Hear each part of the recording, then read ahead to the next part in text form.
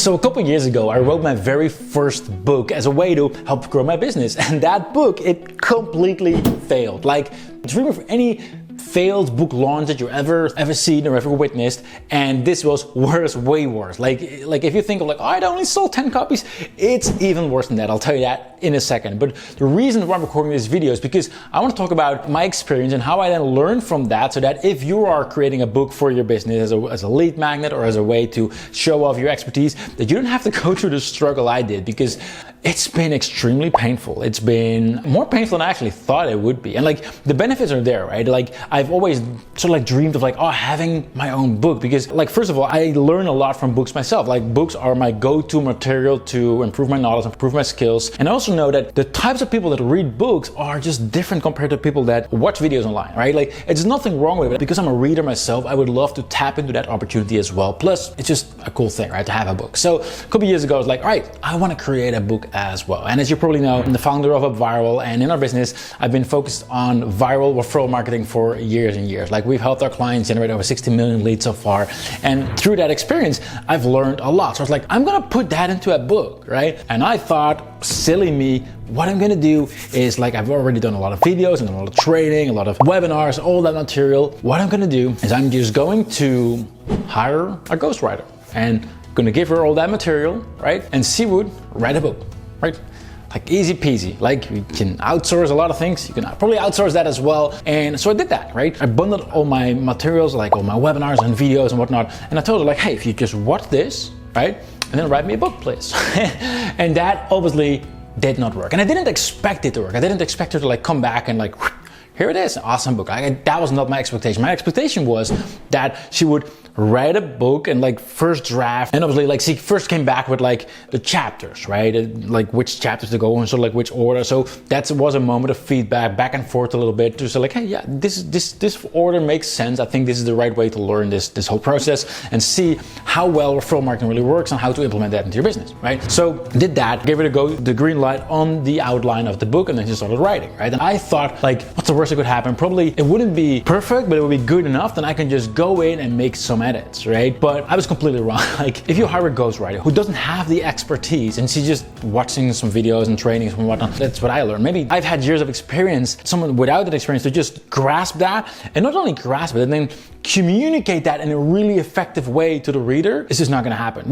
That's the reason why people spend tons of time writing books, because it's like, it is painfully hard. Like, it's easy to write a long book and say like, hey, if we got like, you know, whatever, how many pages, but it's so hard to create a book that's actually actionable, that's like easy to understand, that breaks down technical, complex concepts and just explains it in an easy way so people actually understand, to keep it engaging. Like, there's so many parts of it. So then the question is, what did I learn from that, and what can you learn from it? Well, actually, I learned a lot from it, because now it's been a couple of years since then, and I'm not sure when this video goes out exactly, but soon I will be publishing my first actual book, The Viral Referral Method. And I say first actual book because that book that I just spoke about, that I hired a ghostwriter for, like, after it was done, after I put in all my time like editing and changing it myself, like, I never launched it because I was just embarrassed by it, to be honest. Like, and this has been my secret project. I actually told a couple customers about it as well, like, but most people don't even know about it. I even worked on it.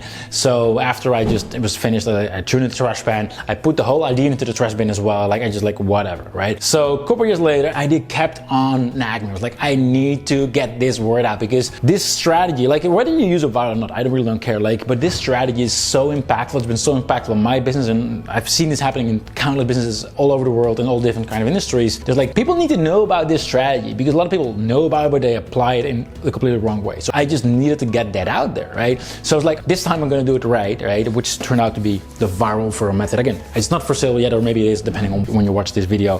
What I did this time around, this is like my process, which I actually, if I would ever write a book again, I would do it again this time around. So the first step is, this is sort of like obvious before you even start writing a book, be the expert. Have the experience, have your reps in. Like, if you've done something for like 10,000 hours, that's when you'll know a lot more than most people, right? So even before reconsidering to actually start writing this book again, I made sure like I know a lot. I wouldn't say I know everything, because like, I'm not arrogant. Like, I think there's always more to learn.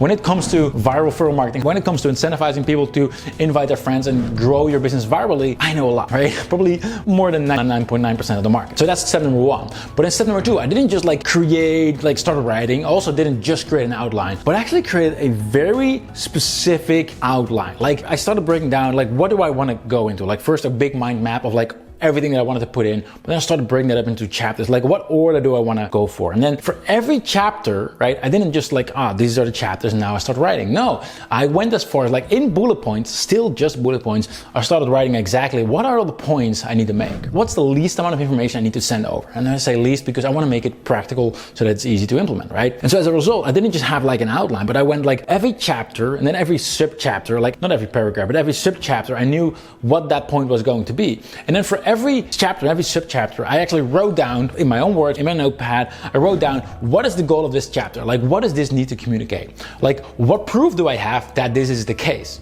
Right? What examples do I have that this is the case? And also, what stories do I have that is the case? Because now I know for every chapter, I know exactly like, hey, this is the only point that's important. This is what I need to communicate.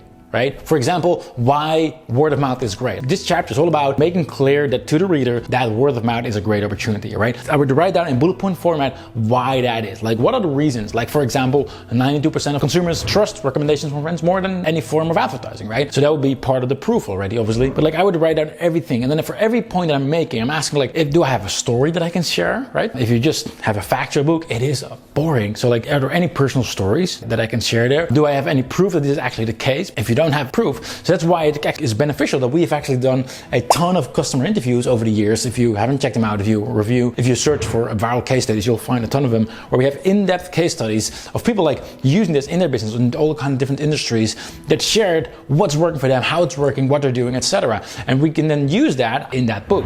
And then only then, after I actually created the full outline, specifically for every chapter, every sub-chapter, exactly what is the goal of that chapter, what are all the points I want to make, what's the proof for every those points, what stories do I have, only then I started actually writing the book. And that has actually been like the hardest part was that first part. The part after is just like filling in the blanks. And sure, there's like, I've got some help there as well, and there's editors involved to make sure, because I'm not the best writer in the world, to make sure it's actually, readable. But that first outline is like the hardest work, but that makes it so much easier to just see like, hey, this is the logical order of points I need to make.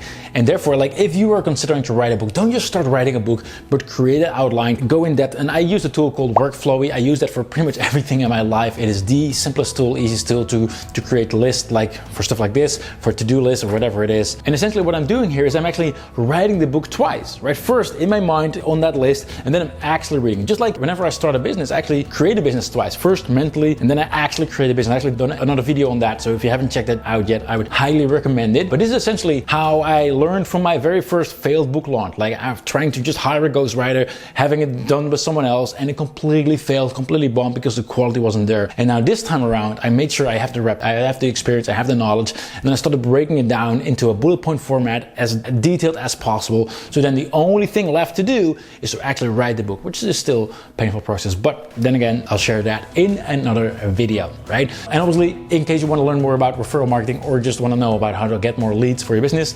viral referral method, highly recommend it, because obviously, hey, it's my book, I need to recommend it. But I'm truly super duper proud of it. So Google for it, you'll probably find it once it's out. And if not, we'll make sure there's some kind of a waiting list or somewhere that you can follow us on. And with that, I will talk to y'all soon. All right, cut, we're done here. Let's wrap it up. Oh, well, sorry, you're still there. Well, in that case, thanks for watching, and make sure to subscribe to my channel where I share marketing tips, tricks, and strategies that will help you grow your business faster. So you can click on the subscribe button right now or check out the next video. Either way, thanks for watching, and I'll see you next time.